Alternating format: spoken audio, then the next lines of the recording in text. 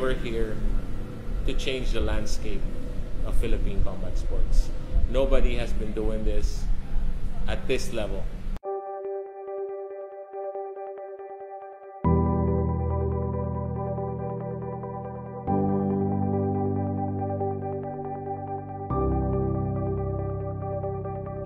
Five years prior to my retirement, I already knew na I was gonna come back to the Philippines and give something back to the community. What it was at that time was hindi pa sure. Pero it had to be something, I said it had to be something and I really enjoyed doing para it wouldn't be considered as work. So, it's either yung mga hilig ko dapat. So, tattoos, cars, charity, martial arts, yung apat na yan.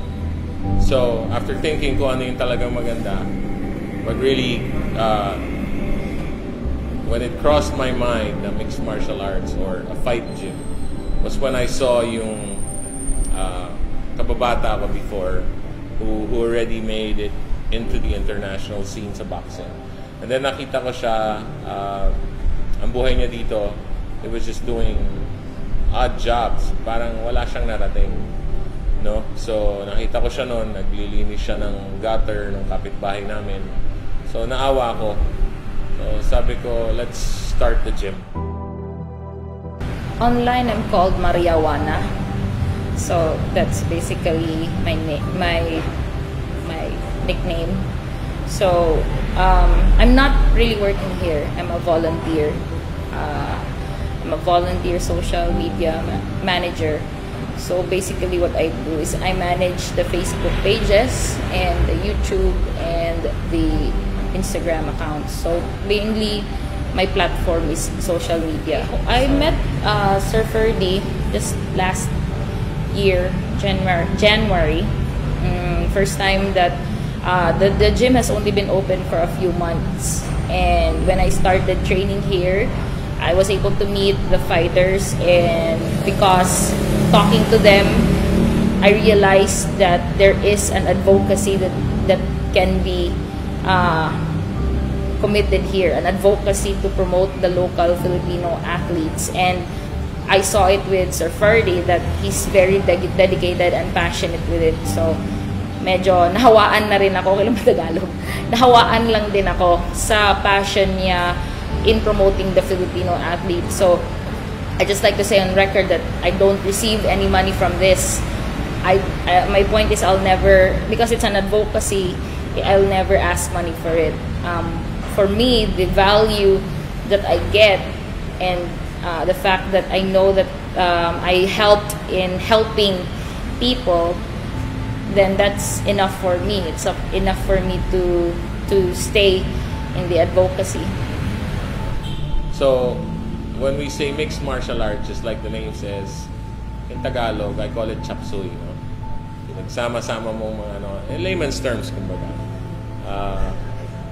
Sama-sama silang lahat, knowing how to apply all those skills with the proper technique, with the proper timing. And then, yeah. Well, MMA per se, the general audience, especially those that are not fans of MMA, as compared to other sports, they find it too violent. They say that it's a brutal sport. They say that it's much scarier and much more violent than boxing. So a lot of people feel intimidated with MMA. When they say, oh, MMA, they'd be like, wow, parang ang scary. And usually people stay away from it because they don't understand what MMA is. Nakita ko na in mixed martial arts kasi doon ko mabibigyan, doon mas magiging malaki ang influence ko. Okay, and it would be worth my efforts to be helping a lot of these kids to make it into the international scene by what we're doing here.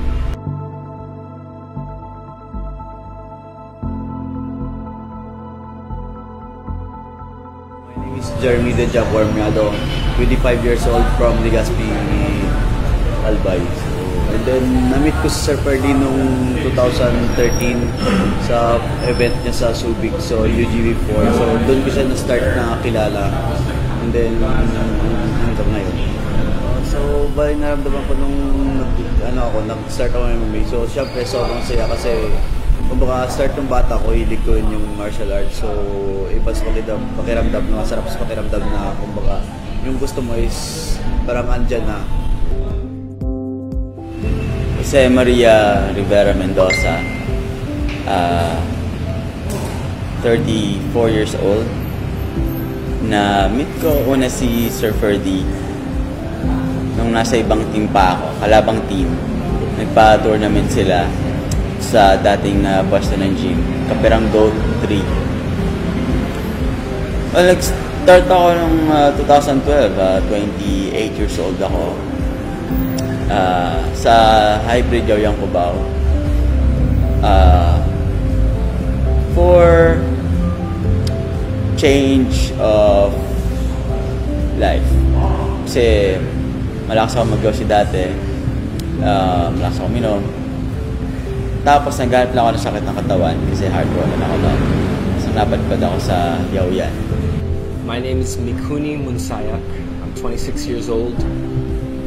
Moved here from Las Vegas. 2016 September 2016 I moved here from Las Vegas. I know Papa Goat because he's my dad.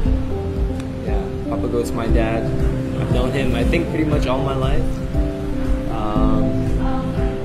Yeah, and he was doing this fight league and he had his gym here, so I moved from Vegas to here to pursue a degree, or not a degree, but to pursue a career in fighting. I was teaching in Las Vegas originally, teaching English, and I was teaching middle school students, so grades 6 to 8, 11 to 13-year-olds, but I didn't want to keep teaching anymore. I wanted to pursue fighting, so I moved here to do.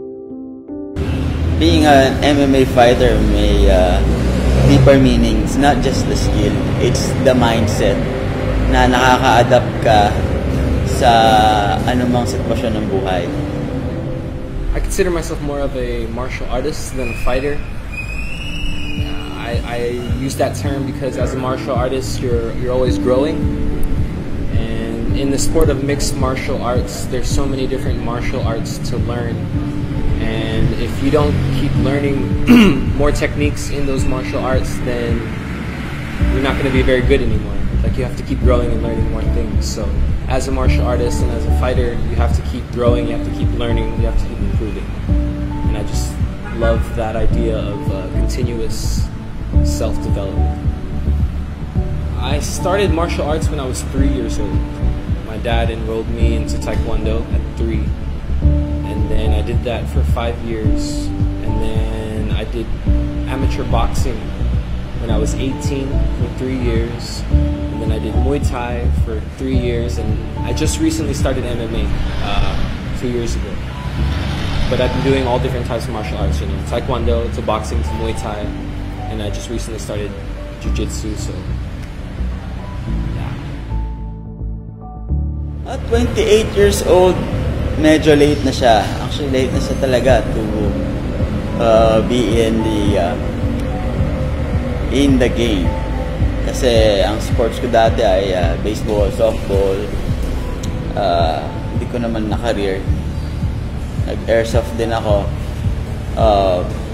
But yung mga kasabayan ko sa industry, mga ibang fighters, nag-start sila teenagers,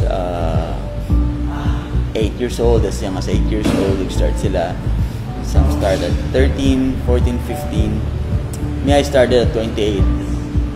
But, like I said, it's not the age, it's the technique. It's not the age, not the size. It's what you know and how fast you adapt to your situation. So, yung fight ko po, sobrang excited po ako na kinakabahan dahil na siyempre, first time ko lumaban. Pero, siyempre, yun yung pangarap ko. So,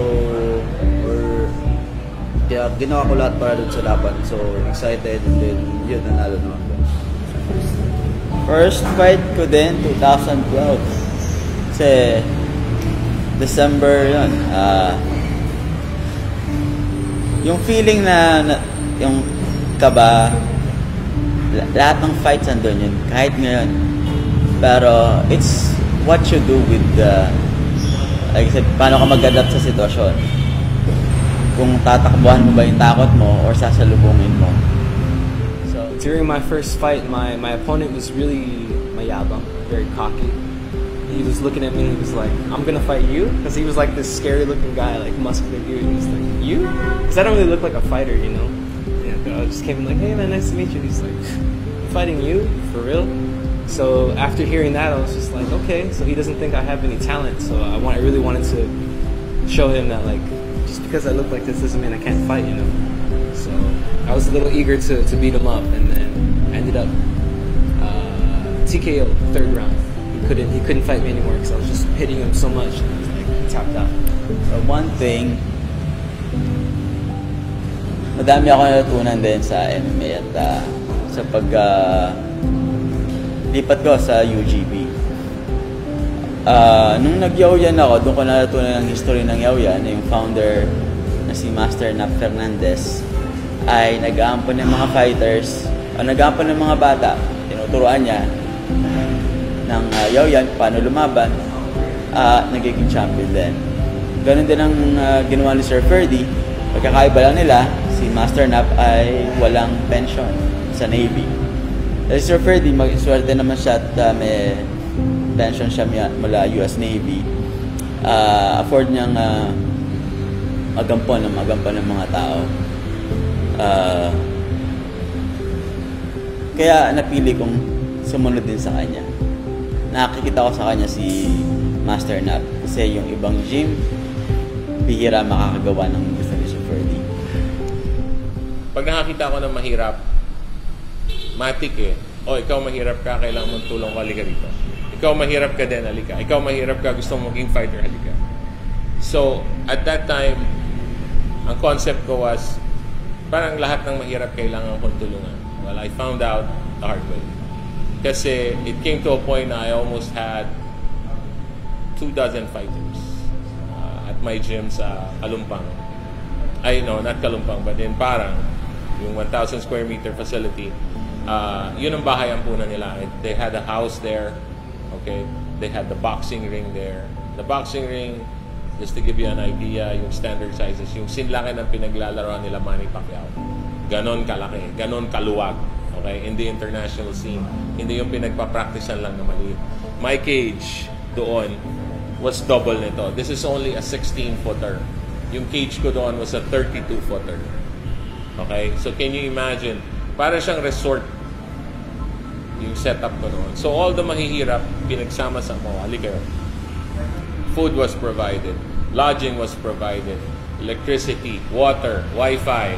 Okay? The training was provided. The gear was provided. Okay? But then nakita ko, learning it the hard way, na sinasabi ko is that the majority of these guys don't really know how to appreciate what I had to offer them. The majority ang concept nila, mahirap ako, ikaw may kaya ka, sagot mo kaming lahat. So to the point na sinabi kong, ang kapalit nito, you'll become a scholar. Ang terms ko would be this: you will train every day. In-house kayo Scholars kayo, doon kayo nakatira, doon kayo kumakain, doon kayo natutulog lahat.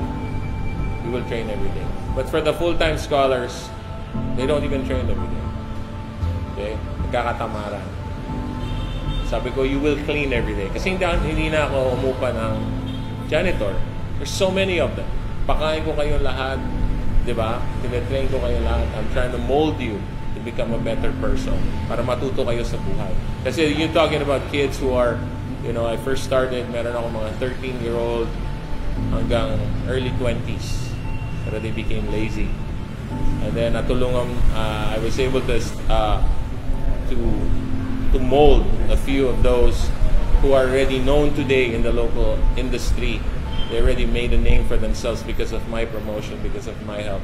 And then eventually they left. Lumabas, my biggest frustration is that ako pa masama. They always say na kung marunong ka sanang humawak ng tao, hindi kami umalis sa'yo. That's what I hear from, from the background. Like, wow, really? Yeah, so, learning the hard way. Of course, experience is the best teacher. When I did it the second time around, because I closed down the gym, by the way. After running it for 3 years, I closed it down. Okay? And then sabi ko, ayoko na. I'm tired of helping people. Nakakasawa, nakakadala. 6 months later, wala eh. Nasa dugo. Nangati ulit ako. So, here is part 2. So, from the Goat Locker Boxing Gym, or the Goat Locker, ito na naging UGB gym. So, nasa puso ko, nasa dugo ko na yung tumulong because I know what it's like to have nothing. And that's how I started bago ako nag-Navy. If I see somebody with a really, really good potential, I take the guy in. I take the person in. I mold the guy. And then I help him para magkaroon siya ng mas magandang bukas. So this is the reason why I do what I do today. Dito, mas naging smart na ako mamili ng fighters na tutulungan ko, na imo-mold ko, na itatrain ko. Kasi I've learned it the hard way. Bandang huli, tumulong ka na nga, ikaw pa rin ang masama. Masakit. Masakit. So, pero it's okay. Tinanim ko naman ever since lahat are the good seeds. So, pag namunga yun, syempre, it would bear good fruit. I'd just like to put into record that MMA, being an MMA fighter does not bring you a lot of money. It rarely does. It's not like it's not like Pacquiao na nag-champion ka lang tiba-tiba na. It's not like that at all. So, local Filipino MMA fighters, naghihirap sila. The fighting is their bread and butter.